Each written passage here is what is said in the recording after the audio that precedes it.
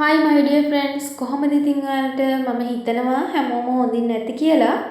ඉතින් වෙනද වගේම අද මම ඔයාලා වෙනුවෙන් අලුත්ම Posh English vocabularies 10ක් එක්ක තමයි මේ වීඩියෝ එක අරගෙන ආවේ. ඉතින් වීඩියෝ එකට යන්න කලින් පොඩි මතක් කිරීමක් කරනවා. තාමත් මගේ English Tips YouTube channel එක subscribe කරලා නැත්නම් subscribe කරන්න. ඒ වගේම ළඟ තියෙන notification button එකත් click කරගෙනම යන්න. එහෙනම් වැඩි කතාවක් නැතුව අපි යමු අද වීඩියෝ එකට. මම අද ඔයාලට කියලා දෙන්න යන පළවෙනි vocabulary එක තමයි tracing. මොකක්ද tracing කියලා කියන්නේ? tracing කියලා කියන්නේ අපි කෙනෙක්ව joke එකකට ගන්නකොට අපි කෙනෙක්ට විහිළු කරලා ඒ කෙනාව අපි ආතල් එකට ගන්නවා joke එකකට ගන්නවානේ. අන්න ඒ වගේ වෙලාවට අපි කෙනෙක්ව විහිළුවකට ගන්නවා වගේ නම් අපි ඒ කෙනාට එක ඒවා කියලා ඒ කෙනාගේට අපි කියන දේවල් වලින් අපි විනෝද වෙනවා නම් අන්න ඒකට අපිට tracing කියන vocabulary එක පාවිච්චි කරන්න පුළුවන්. මේ sentence එක බලන්නකෝ. They used to trace me. They used to trace me. ඔවුන් මට විහිළු කළා.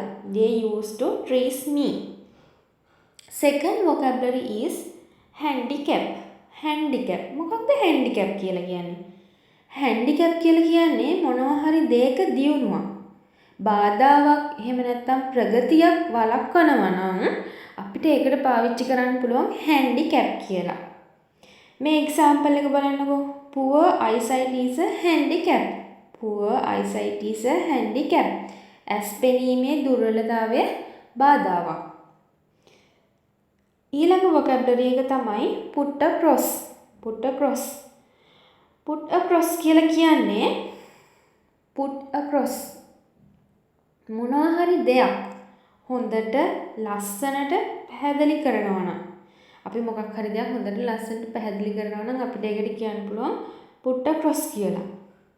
He is putting across the lesson nicely. He is putting across the lesson nicely. ඔහු හොඳට කදිම විදිහට පාඩම පැහැදිලි කරනවා. He is putting across the lesson nicely.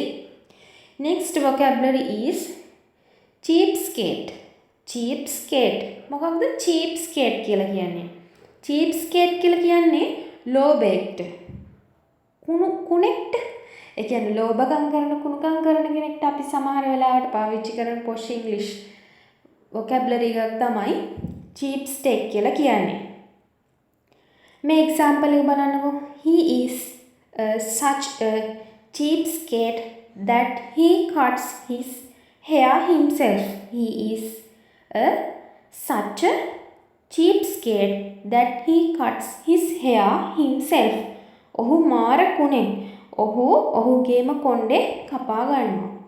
එයා එයාගේ කොණ්ඩේ තනියම කපා ගන්න නිසා එයාට අනිත් අය කියනවා එයා මාර කුණෙක්, ලෝභයෙක්, cheapskate කෙනෙක් කියලා. Next vocabulary is put up with. put up with. මොකක්ද put up with කියලා කියන්නේ? අපි යම් දෙයක් දරා ගන්නවා නම් ඒකට අපිට පාවිච්චි කරන්න පුළුවන් put up with කියලා. මේ example එක බලන්නකෝ. I don't think I can put up with this noise. I don't think I can put up with this noise. මම හිතන්නේ මට දරා ගන්න පුළුවන් වෙයි කියලා මේ සද්දේ. I don't think I can put up with this noise. Next vocabulary is take something off. take something off. මොකක්ද take something off කියලා කියන්නේ? ඇඳුම් ඉවත් කරනවට, ඇඳුම් ගලවනවට ඒකට තමයි අපි කියන්නේ take something off කියලා. මේ example එක බලන්නකෝ. Take off your socks and shoes and come in. Take off your socks and shoes and come in. ඔයාගේ සපත්තුයි මේසෙයි ගලවලා ඇතුළට එන්න.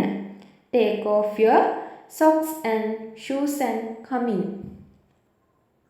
Next vocabulary is go for it. go for it. මොකක්ද go for it කියලා කියන්නේ? අපි කෙනෙක්ව motivate කරනවා නම්, එයාව දිරිගන්නනවා නම් අපිට ඒකට පාවිච්චි කරන්න පුළුවන් go for it කියලා. මේ example එක බලන්නකෝ. I know you want that job. go for it. I know you want that job. go for it. මම දන්නවා ඔයාට ඒ job එක කොහොම හරි කරන්න ඕනි කියලා. I know you want that job. Go for it. Next vocabulary is let's go 50-50. Let's go 50-50. මොකක්ද let's go 50-50 කියලා කියන්නේ? භාගි දාලා කියනවා කියලා කියන්නේ. ඒ කියන්නේ අපි ඔයයි ඔයාගේ යාළුවයි කඩේකට ගිහිල්ලා කෑම කනවා. ඊට පස්සේ යාළුවා කියනවා අපි භාගි දාලා මේ පේමන්ට් එක සෙටල් කරමු කියලා. අන්න ඒකට අපිට පාවිච්චි කරන්න පුළුවන් let's go 50-50 කියලා. මේ එක්සැම්පල් එක බලන්නකෝ. They are going 50-50 on dinner. They are going 50-50 on dinner. ඔවුන් භාගි දාලා ගෙවනවා රෑ කෑමට. They are going 50-50 on dinner. Next vocabulary is hang out. Hang out. මොකක්ද hang out කියන්නේ? hang out කියලා කියන්නේ ඔයාලා රස්තිය අදු ගන්නවා නම් කෙනෙක්ව ආශ්‍රය කරනවා නම් අන්න ඒකට අපිට hang out කියලා පාවිච්චි කරන්න පුළුවන්. මේ එක්සැම්පල් එක බලන්නකෝ.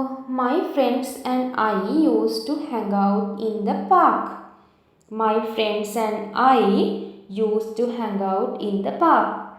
මගේ යාළුවෝයි පාක් එකේ නිතරම ආශ්‍රය කරන්න පුරුදු වෙලා හිටියා. එහෙම නැත්නම් මගේ යාළුවෝයි පාක් එකේ නිතරම රස්තිය අදු ගන්න පුරුදු වෙලා හිටියා. My friends and I used to hang out in the park. Last vocabulary is look out. Look out. මොකන්ද look out කියලා කියන්නේ? බලාගෙන දැන් අපි මොකක් හරි දෙයක් කියනවා නම් බලාගෙන පරිස්සමින් කියලා කියන්නේ. අන්න ඒ වගේ වෙලාවට අපිට look out කියන එක පාවිච්චි කරන්න පුළුවන්. Look out, there is a ball coming your way. Look out, there is a ball coming your way. ඔන්න බලාගෙන ඔයාගේ පැත්තට බෝලයක් එනවා. Look out, there is a ball coming your way කියලා අපිට කියන්න පුළුවන්. හොඳයි my dear friends. ඉතින් අදට මම ඔයාලා වෙනුවෙන් ගෙනාපු vocabulary 10 ඉවරයි. ඉතින් මේ වගේම තවත් ලස්සන අලුත් වීඩියෝ එකක් එක්ක නැවත මුණ ගැහෙමු. එතකල් ගිහින් එන්නම්. ඔයාලට සුබ දවසක්. Thanks for watching.